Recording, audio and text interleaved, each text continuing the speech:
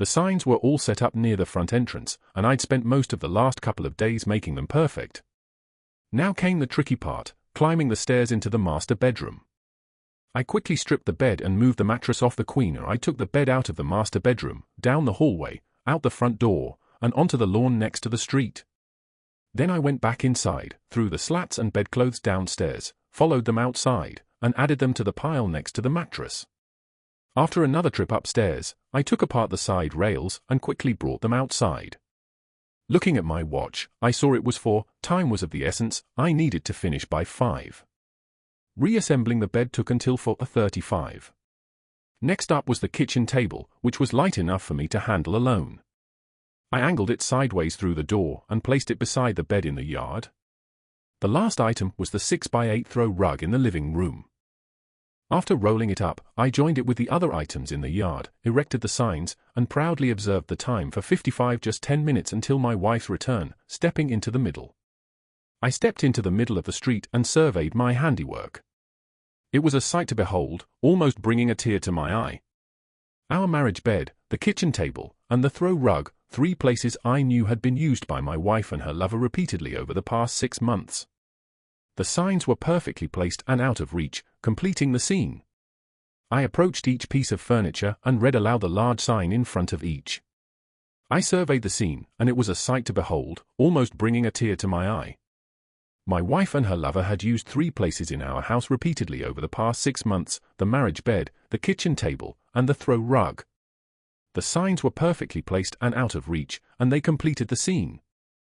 I approached each piece of furniture and read aloud the large sign in front of it, "These items are yours for the taking free. They are no longer wanted in this house. If you are able to stomach the stench of infidelity and broken vows, help yourself." The sign above the bed detailed my wife's infidelity, specifying her regular liaisons with her lover over the past 6 months. Above the kitchen table, another sign recounted their activities, typically just before she. "You're welcome to take these items, but they're not wanted in this house anymore. If you can handle the smell of infidelity and broken promises, feel free to take them." The sign above the bed explained my wife's infidelity, including her regular flings with her lover over the past 6 months. Another sign detailed their activities, usually right before she served me dinner on the throw rug. Each sign had a 17 by 24-inch photo of the adulterous couple in the ACT. Behind the table, a 5th sign revealed the identity of my wife's lover, Greg Allen, her boss at Mitchell, Price, and Allen. He was married with 3 children and unaware of his wife's actions, but not for long. The time was 4:57, just in time, she would be home any minute. As I turned to look at the group of neighbors and the increasing number of cars that had stopped, some onlookers phoned friends or the police.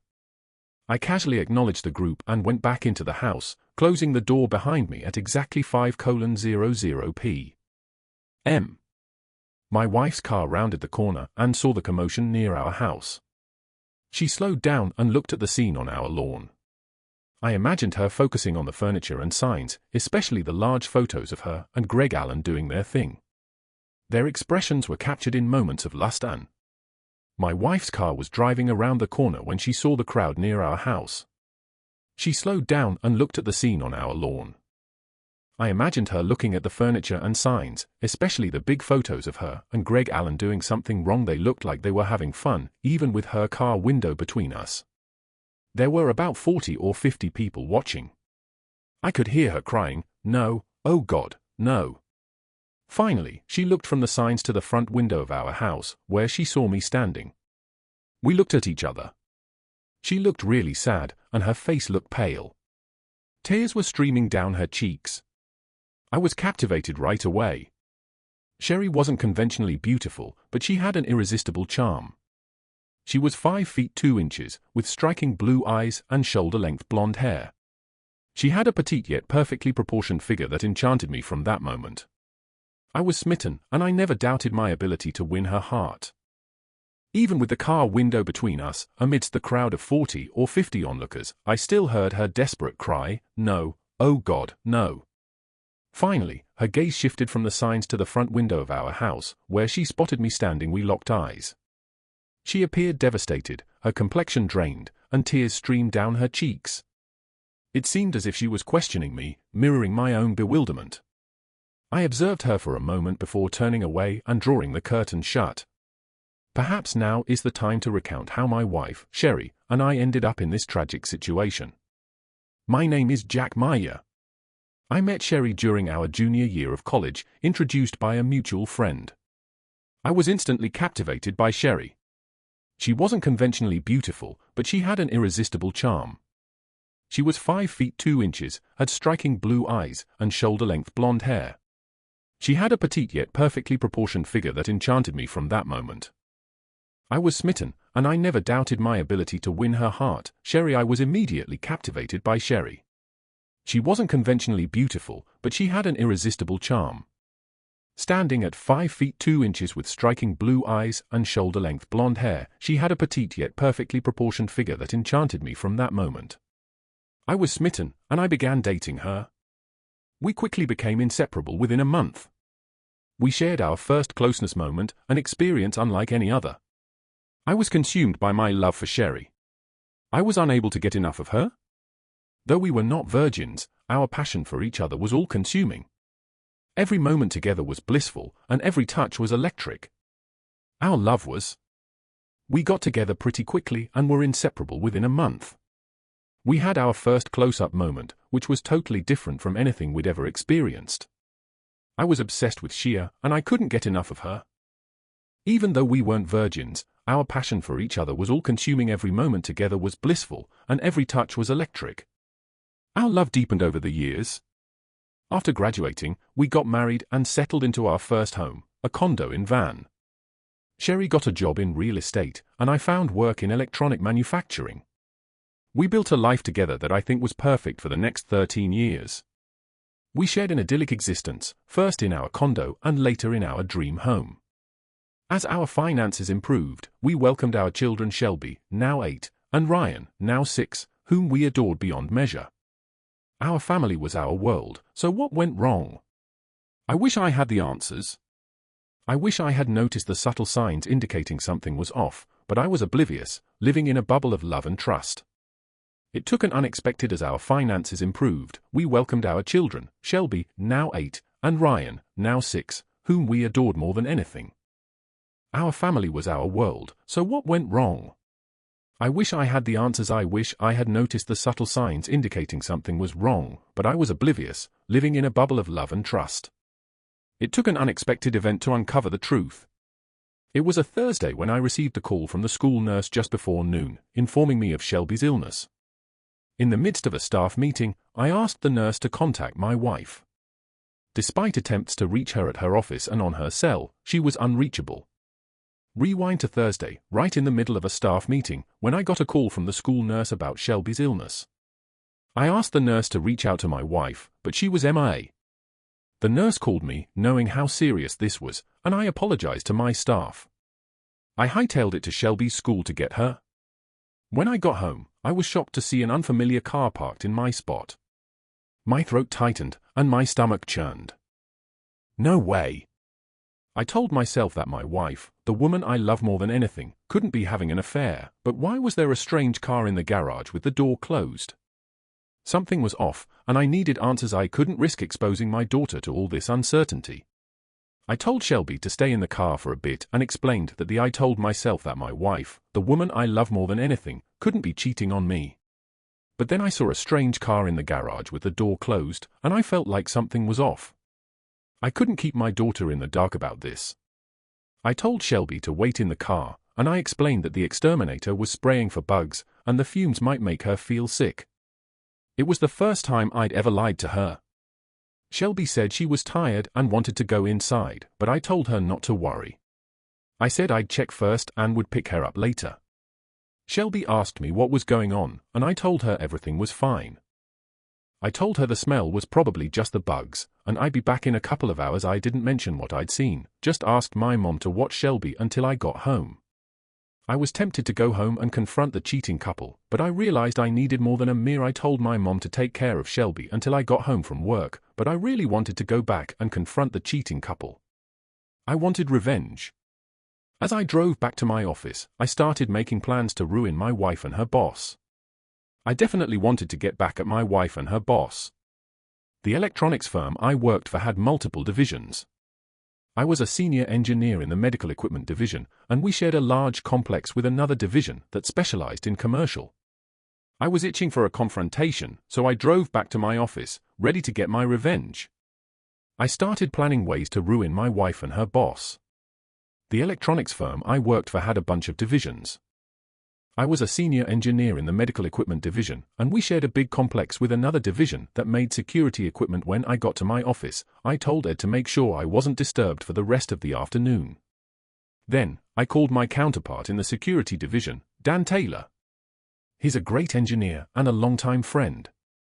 He said he'd be coming my way to drop off some blueprints for copying. I told my secretary that Dan could come into my office as soon as he got here. As promised, Dan knocked on my door just 20 minutes later. I told him to come in and close the door because I needed his help. He said I looked like I had seen a ghost, so I told him about the shocking discovery I had made. I told Dan I'd caught my wife and her boss having an affair in our house, in our bedroom. He didn't believe me, but I told him it was true. I explained how I found them together when I came home to pick up my daughter from school. I didn't confront them right away, because I wanted to make sure my daughter was okay. I had her wait in the car while I quietly left and took her to my mom's house. Dan expressed his sympathy and asked about what I was going to do. I said I wasn't sure, but I said I needed proof. I said I was going to get audio and video recordings of their encounters. I asked Dan for help getting security cameras and microphones to put around the house. Dan said maybe there wouldn't be another time, and that it might have been a one-time thing. I told Dan I didn't think there'd be a next time, because my wife and her boss have been talking about meeting up for the last 6 months. I said I figured out what happened because I'm pretty sure my wife told her boss about our regular meetings, and it's really convenient for her to meet at my house during work hours. After we talked for a few more minutes, we started talking about the details. Dan said he's got these new wireless cameras and microphones that can plug into my laptop or home computer. He also said he's got this voice recorder. I told him I didn't think that was right, because my wife and her boss had been meeting up regularly for the last 6 months.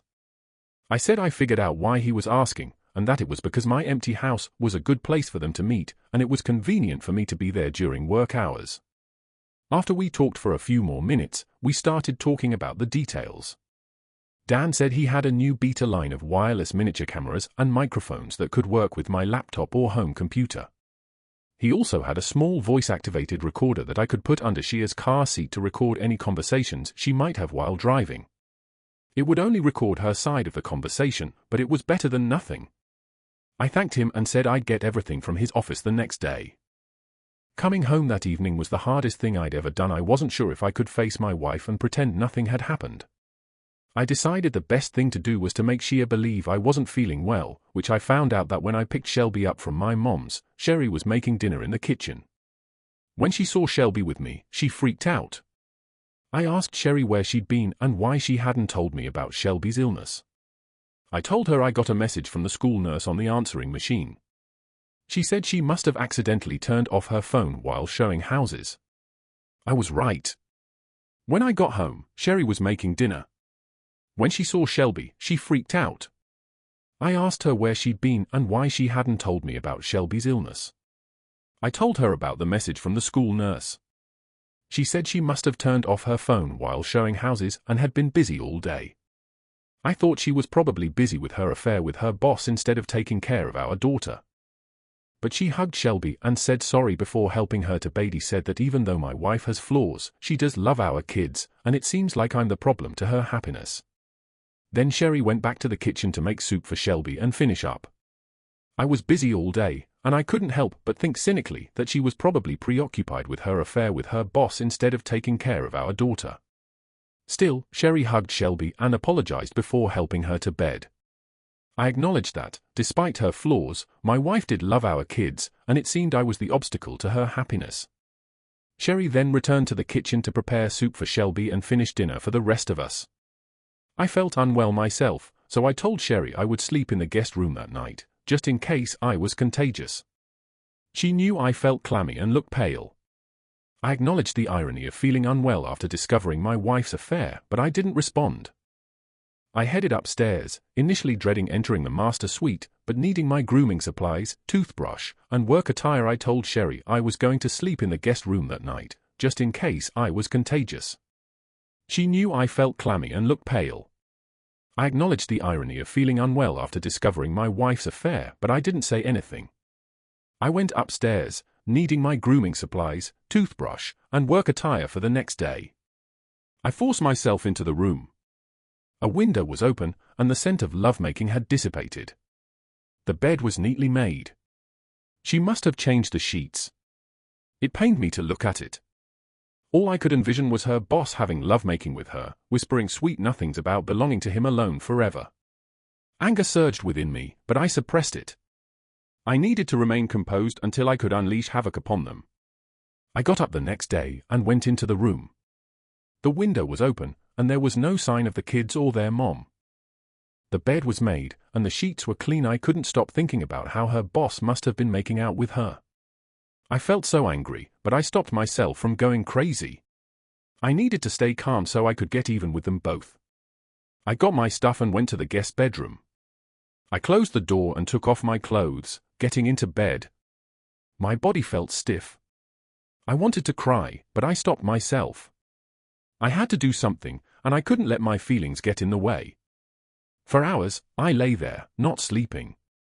After taking care of the kids and putting them to bed, my wife and I got ready for work, and as I was about to leave, I realized I needed to cancel our shared credit cards and transfer half of our joint accounts to a separate bank account.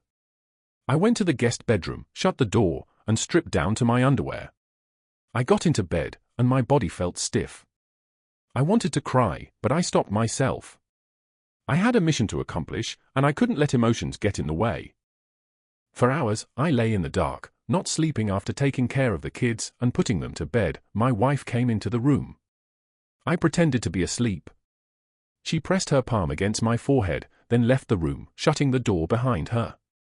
Sherry usually took the kids to school, so I got up early, showered, and left the house before she woke up.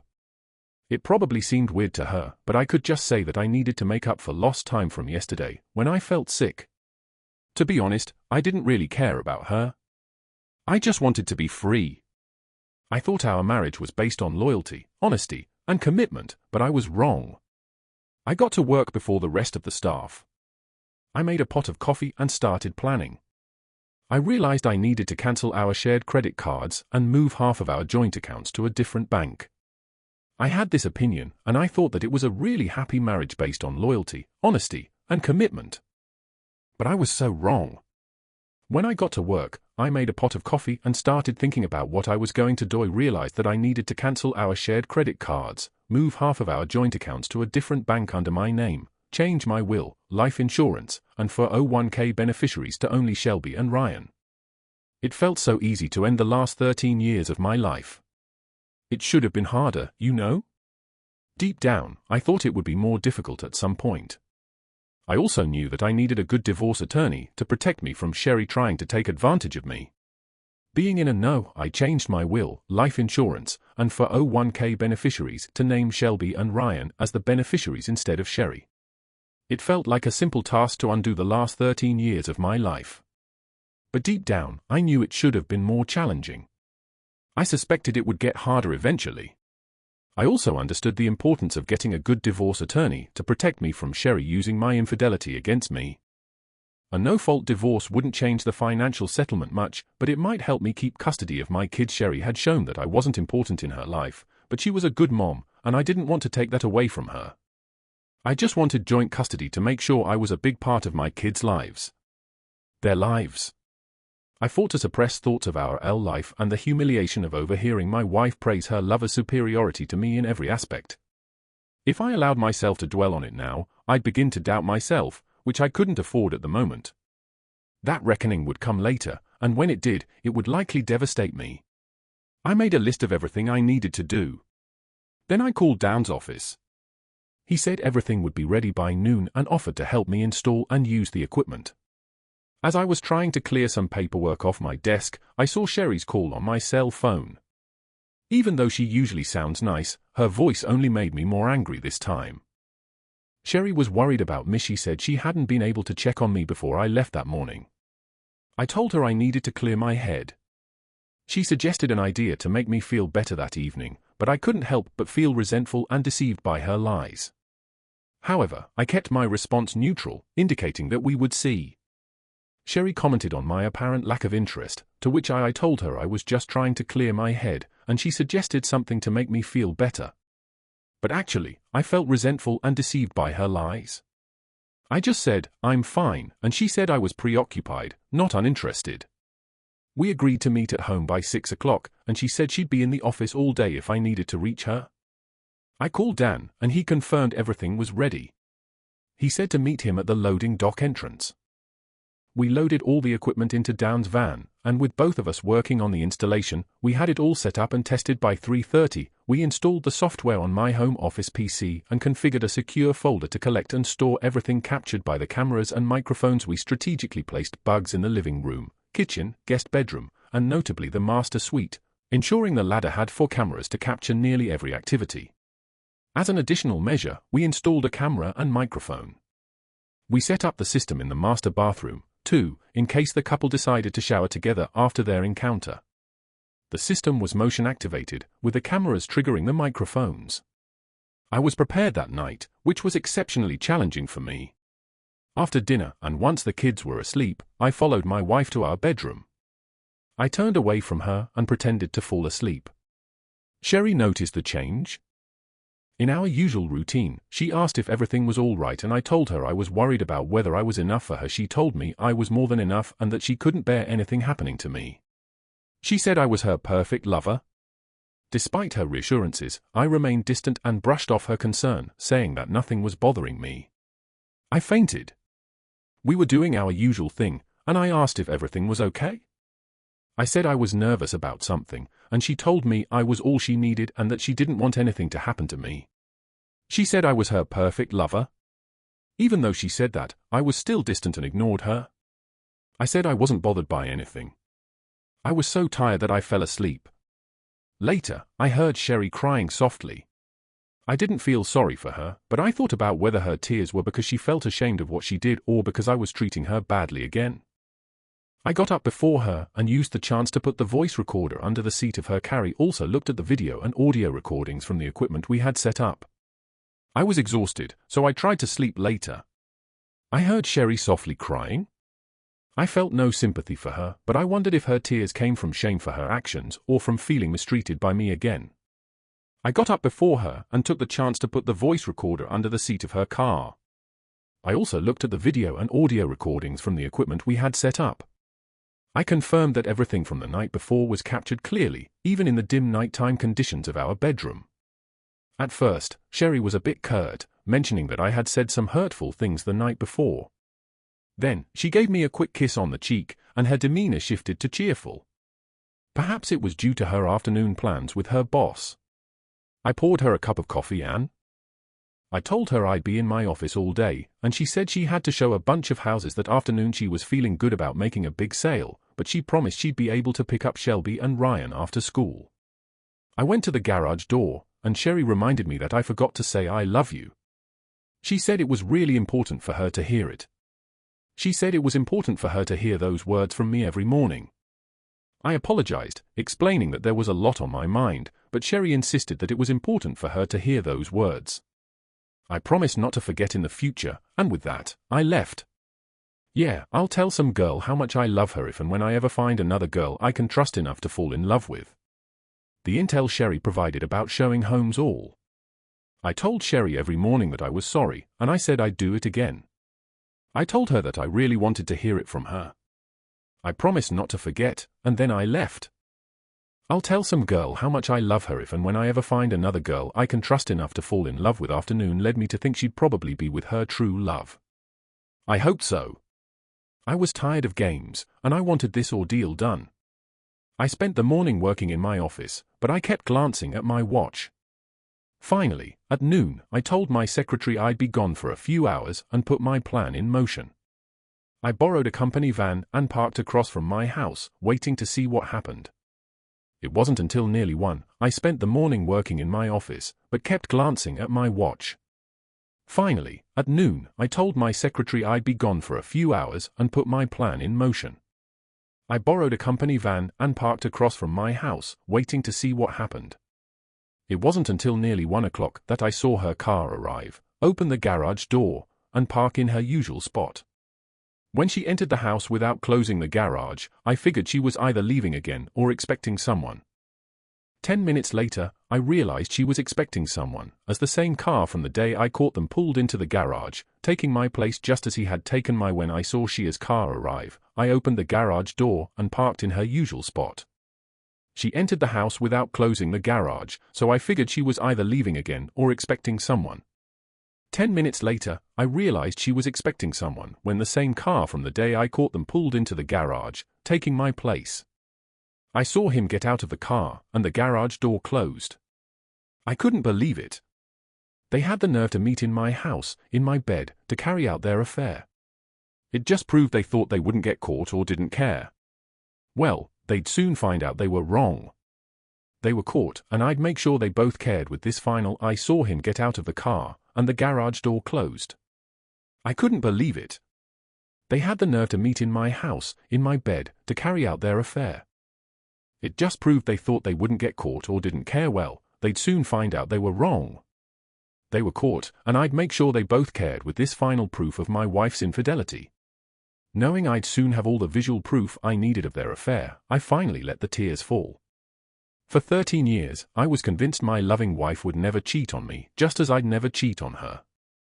With the tears came doubts. Was he a better lover? Maybe better looking? But neither of us was exceptional. Why risk our marriages? I really wanted to confront them, but I didn't know if it would be worth it. I'd catch them, but I'd already done that once. Would I feel better by confronting his lover?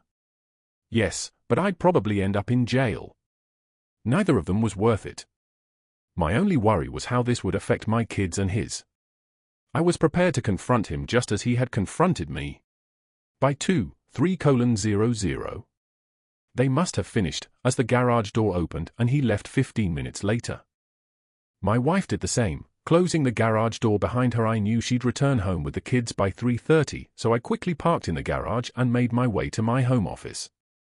I didn't want to review all the footage, just ensure the evidence was safely on my hard drive. After 10 minutes, I'd had my fill. It wasn't an exact replay of their previous encounter, but it was explicit. They began by having love-making on the kitchen table, where I eat. They joked about how many times they wondered if I'd ever realize I was dining where he had been closeness with her so often. Then they moved to our bedroom, though not before her lover suggested using my daughter's room for a change of scenery. My wife was dead set against it, saying it was off limits, especially when it came to their kids' rooms. She did have some principles, just not when it came to me in the bedroom. They got back to business. I noticed neither of them were showing any love, but my wife kept praising her boss as the best lover she'd ever had. He had no idea why they then moved to the throw rug by the living room fireplace, where they got it on again. When they were done, I thought it was weird that she didn't bother changing the sheets, assuming she would do it when she got back with the kids at 3:30. This gave her plenty of time to air out the room and remove any evidence, since I rarely arrived home before 6. I had secured the evidence I needed on my hard drive, so I shut down the system and left the house without checking the assumed mess on our marriage bed. I'd seen enough, and although my heart was 30, this gave her plenty of time to air out the room and remove any evidence, since I rarely arrived home before 6. I secured the evidence I needed on my hard drive, shut down the system, and left the house without checking the mess on our marriage bed. I'd seen enough, and although my heart was hardened against my wife, I still felt sick inside, a sickness soon replaced by burning anger and hatred. I may have even smiled, knowing the hell I was about to unleash on their cheating heads back at work. I briefed down on everything. Like me, he couldn't comprehend how a supposedly loving wife like Shia could do what was now. She broke our vows, humiliated me in front of her lover, and made it clear he was better than me. All these thoughts made me feel pretty down, but I knew I had to get through it to destroy them. I needed a good divorce. Lawyer and Dan suggested reaching out to the law firm they used for recommendations. I spoke to a corporate lawyer there who gave me 3 names of divorce lawyers known for protecting husbands' rights. The first one was retiring and not taking new clients, but the second one agreed to meet me the next afternoon at 3. Once that was taken care of, I decided to handle the cancelling of credit cards, changing beneficiaries, and transferring funds the next morning. When I got home that night, Sherry was in the kitchen, making dinner while the kids were doing their homework in their rooms. She was wearing a yellow sundress and looked beautiful for a moment. I thought my heart would break all over again. I figured she was just in a good mood after her afternoon delight. She greeted me and asked about my day, mentioning that hers was great because she made a sale. I asked if anything else noteworthy happened that day or if she met any interesting people, and she said no, that she hadn't. She seemed happy, so I figured she was just feeling her usual afternoon delight vibe. She greeted me and asked about my day, saying hers was great because she made a sale. I asked her about it, and she said she was focused on work and on her family, but I couldn't shake the feeling that something else was up. As I headed upstairs to change, I noticed the sheets had been replaced and the room had been aired out. When I got back to the kitchen, I mentioned the water on the shower floor and asked if she had showered that afternoon. She looked a little surprised. She said she was focused on work and didn't have time for her family. But I couldn't shake the feeling that she was up to something. As I went upstairs to change clothes, I noticed the sheets had been replaced and the room had been aired out. When I got back to the kitchen, I mentioned the water on the shower floor and asked if she had showered that afternoon. She looked surprised and said it wasn't true, that maybe the drain was clogged. I joked that maybe someone had sneaked into the house for a rendezvous and showered afterwards. That seemed to make her nervous.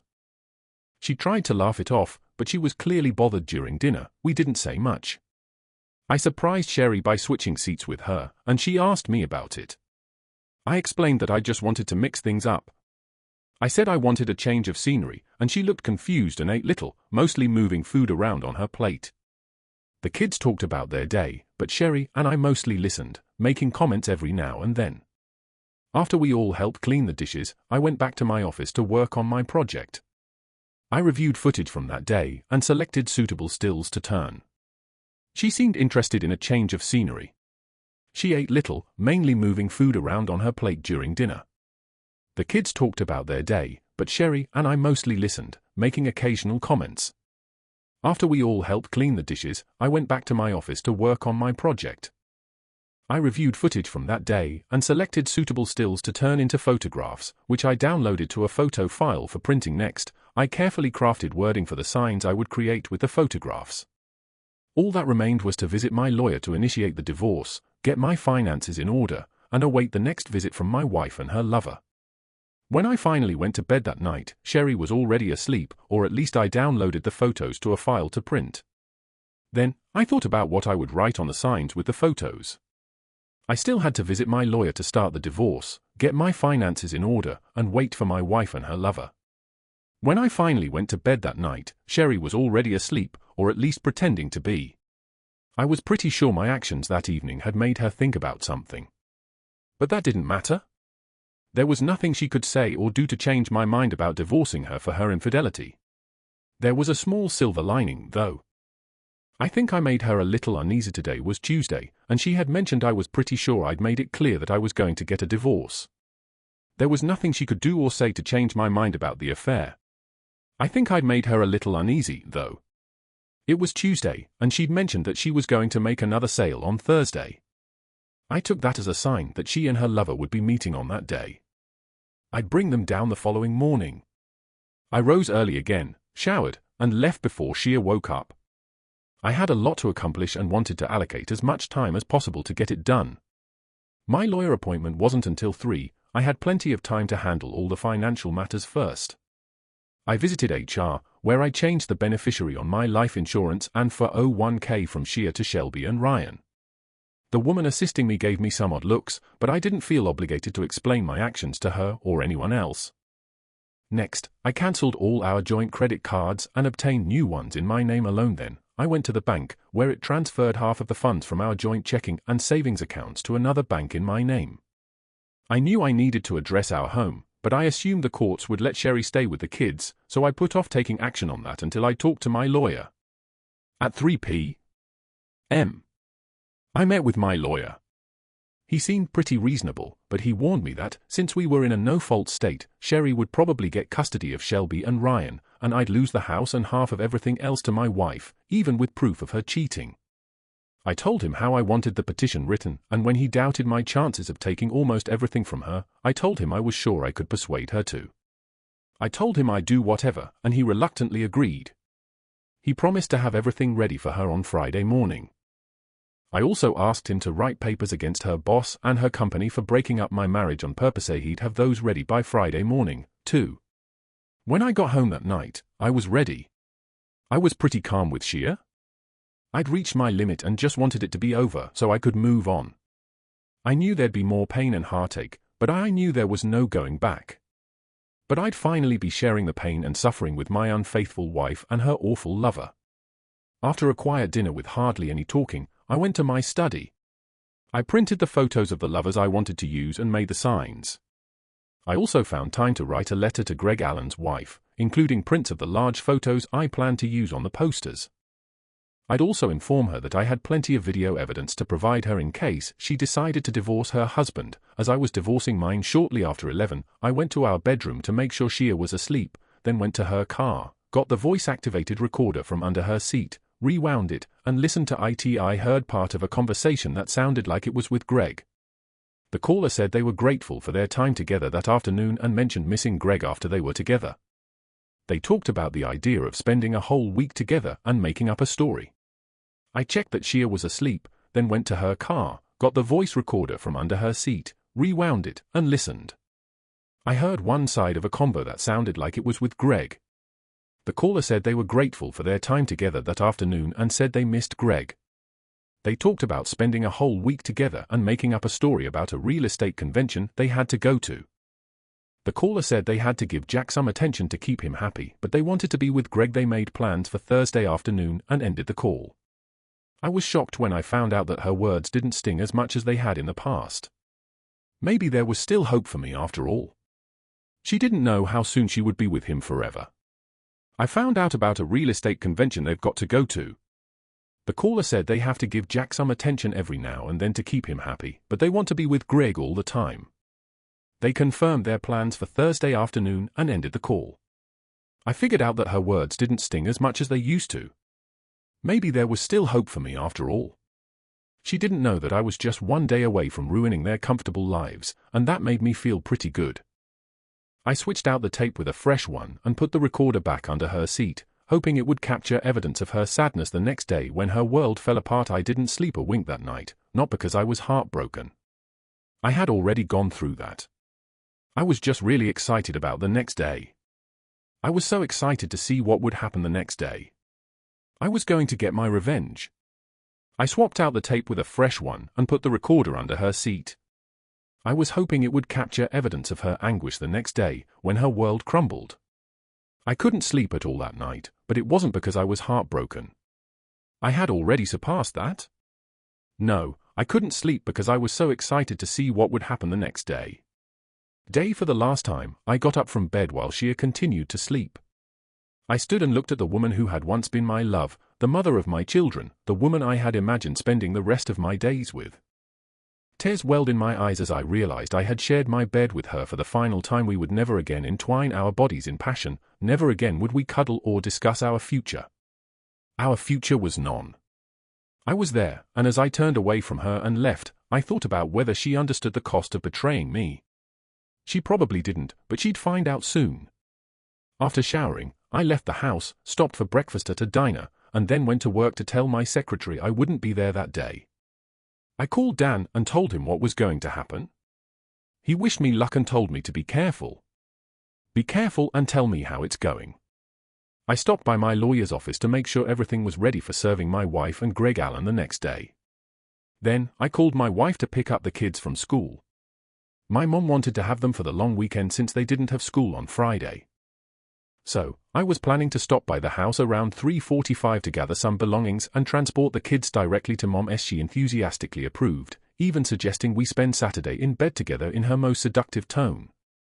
I agreed nonchalantly before ending the call. I had reached a point where I couldn't tolerate her deceit any longer. I took my time returning home. By 12:30, I was parked nearby, waiting for what was about to go down. My car was mostly out of sight, but I had a clear view of the driveway, so I didn't need to see the garage door's movements. My wife and her lover were pretty predictable, and I was familiar with their routine. At 12:50 she arrived in the driveway, and 5 minutes later Greg Allen the trap was set, and I was ready to catch them in the act. I should have felt upset knowing my wife and her boss were having fun in our bed while I waited around the corner for them to finish, but she couldn't hurt me anymore. It was surprising how calm I felt as I thought about what they were doing. It was almost like remembering a low-budget adult film was kind of a letdown, but it had a pretty satisfying ending around 10 minutes in. I saw Alan's car leave the driveway, and 10 minutes later, Sherry did the same. She was driving off, and I noticed her putting on some new lipstick. Once they were out of sight, I parked in my garage and shut the door. With not much time left, I went to my office and checked the footage from that afternoon. Everything was recorded, even the hurtful comments about his superiority in bed compared to me. But this time, those words didn't bother me. After making sure the footage was, I kept them on my hard drive. I spent the next 10 minutes carrying my handmade signs with their photos on them upstairs and putting them near the front door so it would be easy to get them. Then, I packed essentials like a toothbrush and clothes for Shelby and Ryan into my car. The only remorse I felt about I spent the next 10 minutes carrying my handcrafted signs with their photos on them upstairs and putting them near the front door so it would be easy for them to get them. Then, I packed essentials like a toothbrush and clothes for Shelby and Ryan into my car. The only thing I felt bad about was the pain I was about to inflict on my kids. But I found solace in knowing that I wasn't the one who caused their parents' separation. Their mom was the one who chose to have a long affair, which ultimately tore our family apart. At 3, I was about to do something really awful to my kids, but I couldn't hold it against them because their mom had cheated on me. I was at their school at 3:15 waiting for them when the final bell rang. I told them they'd be spending the weekend with their grandma, which they loved because she always spoiled them. I dropped them off and went home, ready to do what I had planned. So, we're back to where we started: bed, table, and rug on the lawn. I drove to their school and waited for them to finish up. The final bell rang, and I picked them up. I told them they'd be spending the weekend with Grandma, which they loved because she loves to spoil them. I dropped them off and went home. I was ready to put my plan into action. We're back to where we started: bed, table, and rug on the lawn, with signs and neighbors watching. I was waiting for Sherry to come back and tell me the awful truth. I thought I'd hear from Sherry that night, but I didn't. There was a late call from her cell phone, but when I answered, there was silence. An hour after Sherry left, the police came to my house. They understood that I had the signs and photographs, but they insisted that I take them down. The signs and photos were gone by the time the police showed up an hour later. They said I had to take them down to avoid disturbing the peace and public indecency charges, so I did. I guess the signs and photos were useful, cause my wife looked at them and her face showed it. I turned away and she knew her life had begun its descent into chaos that evening. I drowned my sorrows in a substantial amount of Maker's Mark and drifted into an alcoholic stupor. Friday morning greeted me with a monstrous hangover. But even though I was bummed and lonely, I felt strong. I was glad I'd kept my cool long enough to get my revenge on my unfaithful wife and her lover. By noon, I looked out the front window and saw that the rug, kitchen table, and bed were gone, leaving only the mattress and stained sheets. I got rid of those later. The morning went by without anything else happening, but by 3 in the morning, things got crazy. I was sure that Greg Adams' wife got the letter and photos that morning, and my lawyer said that Shia and Greg Adams, and his partners, got served at work. He told me that Shia started crying when he was served, but Greg Adams just ignored her. He started throwing threats at me, and his partners took off for 15 minutes. Then they came back and gave Sherry her final check and told Greg that his partnership was over because he wouldn't sell to them. They said they were following the company's rules about not dating your employee. Staff members. This provision empowered them to sever all ties with him and his mistress. Concurrently, the receptionist at the front desk relayed that his wife was on the phone urgently requesting to speak with him. She had received a letter in photos I had sent informing him not to return home and notifying him of her intent to file for. This provision allowed staff members to cut all ties with him and his mistress at the same time. The receptionist said his wife was on the phone, really badly, wanting to talk to him. She had gotten a letter with photos I'd sent, telling him not to come home and saying she was going to get a divorce the next day. Later, one of the agency employees told me that after Adams was kicked out, everyone turned their backs on my soon-to-be ex-wife. She stayed on the floor for about 30 minutes, crying and not stopping. Eventually, she got herself together enough to leave, but no one knew where she was. The next day, Sherry finally called me, sounding upset. She asked about the kids and if they knew about the situation. I told her they were safe at my mom's and wouldn't hear the details from me. She thanked me for not saying anything and asked to get some of her stuff, which I said was okay, and I offered to leave for a few hours. The next day, Sherry finally called me, sounding upset. She asked about the kids and if they knew about the situation. I told her they were safe with my mom and I wouldn't tell them the details. She thanked me for not saying anything and asked to get some of her stuff, and I said I'd leave for a few hours. She asked to stay and talk, but I said no, and that made her cry more. She begged me to understand, said she was sorry, and claimed she never meant to hurt me. I laughed at her apology and asked how she could say she wasn't guilty when she'd said she loved her lover and said he was better than me. I accused her of betraying me with her words to him, saying I had recordings of her confessing these feelings, despite her denial. I insisted that her words were recorded and nothing she said could change how I felt about her. She professed her love for me, claiming she had always loved only me and didn't understand why she said those things. To Greg, she said she did it to make him feel good because he was complaining about his wife. I asked her about that, pointing out that she had been trashing me to him and had been having sex with him for 6 months. She insisted she never meant to hurt me and didn't mean any of it. When I kept pressing her for an explanation, she admitted that. To Greg, she said she did it to make him feel good because he was always complaining about his wife. I said that didn't make sense because she had been trashing me to him for 6 months and they'd been having sex. She said she never meant to hurt me and didn't mean any of it. When I kept pressing her, she said it felt wrong with Greg and that she felt she should be dirty with him. She said it was separate from what she had with me, which she described as loving and clean. I was shocked by what she'd done and said she was sick and that I should have seen it sooner.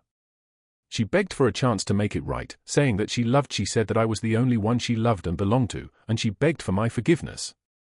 She said she'd come to me right away and not to leave her. I told her I didn't love her anymore, and that she was the one who left me.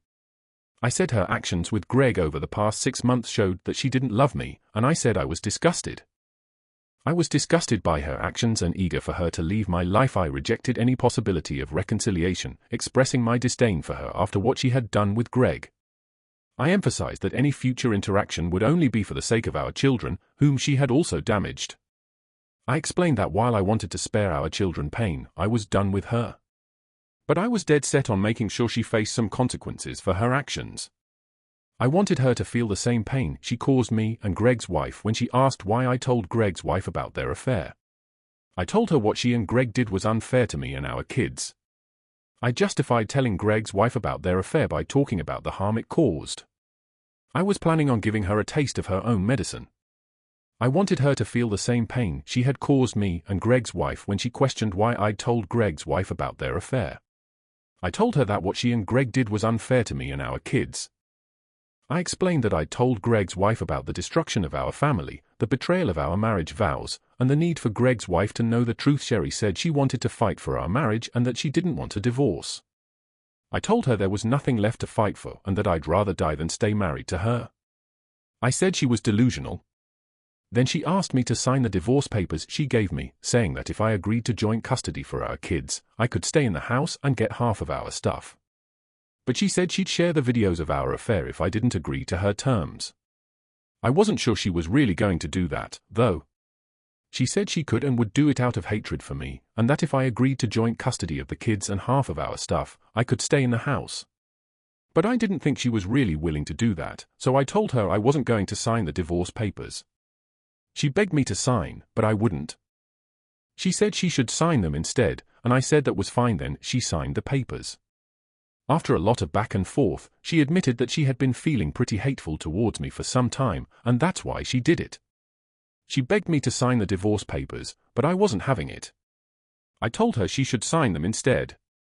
After we hung up, Sherry signed the papers, and the divorce was finalized 6 months later. She's living with Shelby and Ryan in our old house now, and I'm living in a condo nearby.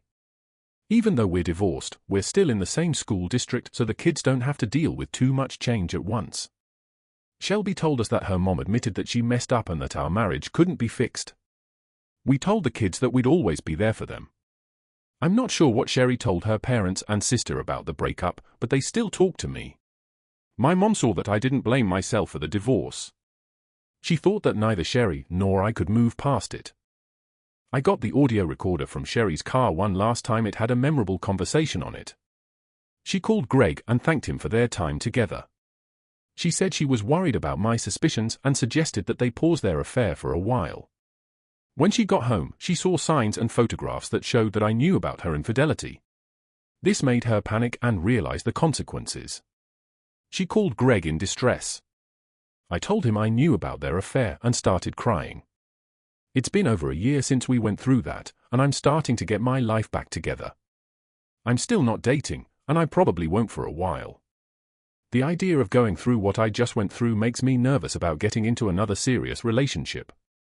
Shelby said her mom went on a date but came home in tears, and as far as she knows, she hasn't dated since.